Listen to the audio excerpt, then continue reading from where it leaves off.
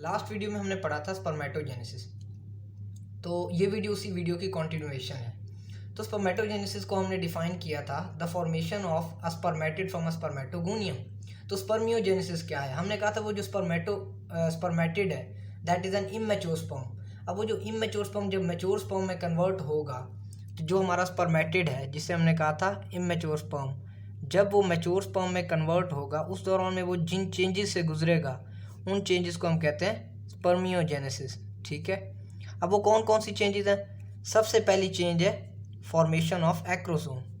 ठीक है, formation of acrosome. अब ये हमारे पास एक स्पर्मेटिड है। हमने कल पढ़ा था कि ये राउंड सेल होता है। मैं दूसरे स्पर्मेटिड नहीं बना रहा, उनके साइटोप्लाज्म आपस में फ्यूज होते हैं। मैं एक स्पर्मेटिड की बात कर रहा हूँ। इसके दरमियान में ये न्यूक्लियस पड़ा होता है। अब क्या होता है कि ये तो एक राउंडेड सेल है, लेकिन जो हमारा स्पर्म होता है वो राउंड नहीं होता। उसके तीन पार्ट्स होते हैं, एक हेड होता है, एक नेक होती है और एक टेल होती है।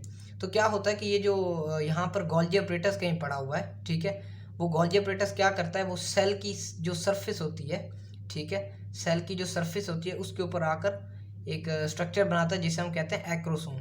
ठीक है, ये एक्रोसोम, यूँ इसे हम कहते हैं एक्रोसोम, और ये इसके पीछे ये सारा न्यूक्लियस पड़ा हुआ है। अब ये जो एक्रोसोम होता है इसका अब चूंकि ये गोल्जी अपरेटस से डिराइव हुआ है, लिहाजा इसका काम ये होता है कि ये जो है एंजाइम्स रिलीज करता है। कब एंजाइम्स रिलीज करता है? जब फर्टिलाइजेशन होती है, जब ये जो स्पर्म होता है ये मूव करके एग के पास, उस साइड के पास जाता है, तो उस वक्त जब फ्यूजन हो रही होती है स्पर्म और एग की, तो ये जो एक्रोसोम होता है ये क्या करता है, स्पर्म की जो एग की जो मेम्ब्रेन होती हैं, ठीक है, उनको डिजोल्व करता है। डिजोल्व एग मेम्ब्रेन्स, जो एग के गिर्द प्रोटेक्टिव मेम्ब्रेन होते हैं जिसके अंदर उसकी सेल मेम्ब्रेन भी आ जाती है और साथ में कोरोना रेडिएटा और जोना पेल्यूसिडा भी आ जाती हैं, उनको भी ये डिजोल्व करता है। दूसरी जो चेंज आती है वो आती है condensation of nucleus. Condensation of nucleus, nuclear condensation. अब वो क्या है? हमें पता है कि जो स्पर्मेटिड होता है वो एक लार्ज सेल होता है, जबकि जो स्पर्म होता है वो एक स्मॉल सेल होता है। अब वो जो चूंकि न्यूक्लियस स्पर्म को एक स्मॉल एरिया के अंदर पैक करना होता है हेड के अंदर, लिहाजा उसकी कंडेंसेशन होती है, ठीक है, न्यूक्लियस की। उसके बाद है जो स्पर्म होता है उसके तीन पार्ट्स बनते हैं। अगर मैं यहाँ पर बनाऊँ, यहाँ पर मैं स्पर्म का स्ट्रक्चर बनाऊँ, तीसरी जो चेंज आती है वो कुछ ऐसे है स्पर्म का स्ट्रक्चर।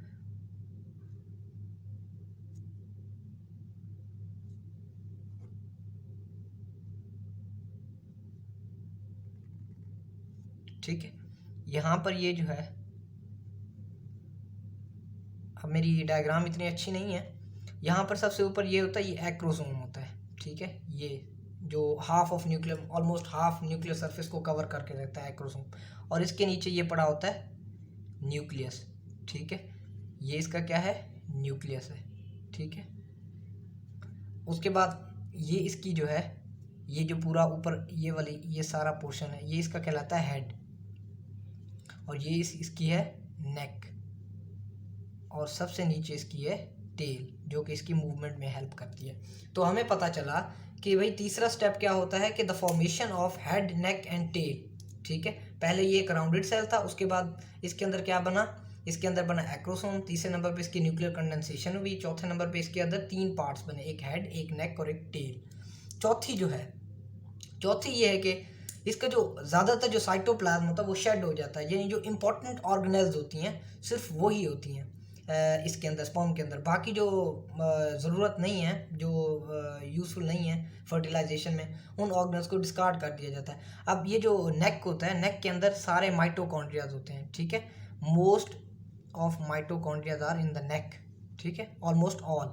ठीक है, तो नेक जो होता है ये एनर्जी प्रोड्यूस करके देता है स्पर्म को। ठीक है, उसके अलावा गोल्जी अपरेटस का भी हमने देखा, कुछ पार्ट जो होता है वो एक्रोसोम की शक्ल में यहाँ पर इंक्लूड होता है। तो पता ये चला कि जो है जो शेडिंग ऑफ साइटोप्लाज्म, ठीक है, ज़्यादातर जो साइटोप्लाज्म है वो शेड हो जाता है, और जो इम्पोर्टेंट कॉन्स्टिट्यूएंट्स हैं साइटोप्लाज्म के जिनका काम है फर्टिलाइजेशन में, सिर्फ वही इंटैक्ट रहते हैं। ठीक है, शेडिंग ऑफ मोस्ट साइटोप्लाज्म। तीसरा क्या है, और वो जो साइटोप्लाज्म शेड होता है उससे जो रेजिडुअल बॉडीज़ बनती हैं, जाहिर है शेडिंग हो रही है ना साइटोप्लाज्म की, तो उससे जो रेजिडुअल बॉडीज़ बनेगी, वो जो रेजिडुअल बॉडीज होंगी वो फेगोसाइटोज कौन कर लेगा, सार्टोली सेल्स फेगोसाइटोज कर लेंगे। ठीक है, क्योंकि हमें पता है ये जो स्पर्मेटिड्स होते हैं they are surrounded by Sertoli cells in the seminiferous tubules. ठीक है, अब एक जो इन्फॉर्मेशन, ये बस ये 4 प्रोसेसेस होते हैं जिससे एक स्पर्मेटिड स्पर्म में कंप्लीट हो जाता है। पहला क्या था, फॉर्मेशन ऑफ एक्रोसोम, दूसरा क्या था, न्यूक्लियर कंडेंसेशन, तीसरा क्या था, जो स्पर्म है उसके अंदर 3 पार्ट्स बनते हैं, एक हेड, एक नेक और एक टेल, और जो चौथा है वो है shedding of most of the cytoplasm in the form of residual bodies, and those residual bodies are phagocytosed by Sertoli cells. ठीक है, अच्छा उसके बाद ये है कि एक जो स्पर्मेटोगोनियम होता है, जो हमने पिछली वीडियो में बात की थी, स्पर्मेटोगोनियम,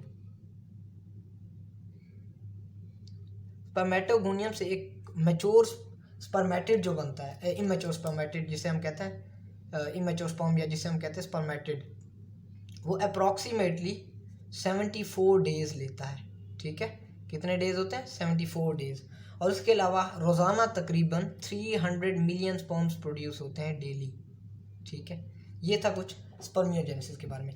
अब थोड़ा सा एबनॉर्मेलिटीज़ की बात कर लेते हैं। ठीक है, एबनॉर्मेलिटीज़ के अंदर ये हो सकता है कि फिज़िकल एबनॉर्मेलिटीज़ की हम यहाँ बात करें, ना कि जेनेटिक की।